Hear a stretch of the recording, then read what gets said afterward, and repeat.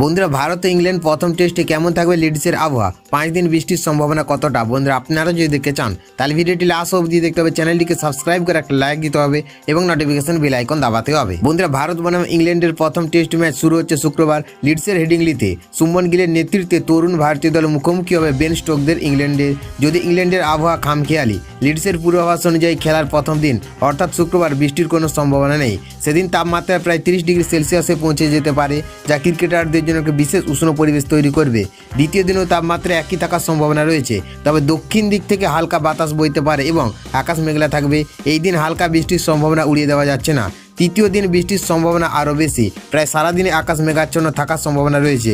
ম্যাচের মাঝে বৃষ্টি হতে পারে, তবে তা দীর্ঘস্থায়ী হবে না। বন্ধুরা খাপছাড়া বৃষ্টি হতে পারে। চতুর্থ দিনে তাপমাত্রা কিছুটা কমবে, ঠান্ডা আবহাওয়া খেলতে হতে পারে। পঞ্চম দিনে তাপমাত্রা কমের দিকে থাকবে এবং হালকা বৃষ্টির সম্ভাবনা থাকছে। এই 2 দিনে তাপমাত্রা 21 থেকে 23 ডিগ্রি সেলসিয়াসের মধ্যে ঘোরাফেরা করবে। বন্ধুরা ঐতিহাসিকভাবে হেডিংলিতে ইংল্যান্ডের বিরুদ্ধে ভারত এর আগে 7টি টেস্ট খেলেছে, এর মধ্যে 2টি টেস্ট ভারত জিতেছে, 1টি ড্র হয়েছে এবং 4টি হেরেছে। 1986 সালে কপিল দেব এবং 2002 সালে সৌরভ গঙ্গোপাধ্যায়ের নেতৃত্বে ভারত হেডিংলিতে জয়লাভ করেছিল। বন্ধুরা হেডিংলির পিচে সবুজের আভা থাকলেও পিচ শুকনো থাকবে বলে আশা করা হচ্ছে। যদি বৃষ্টি না হয় তাহলে পিচ ব্যাটারদের জন্য সহায়ক হতে পারে।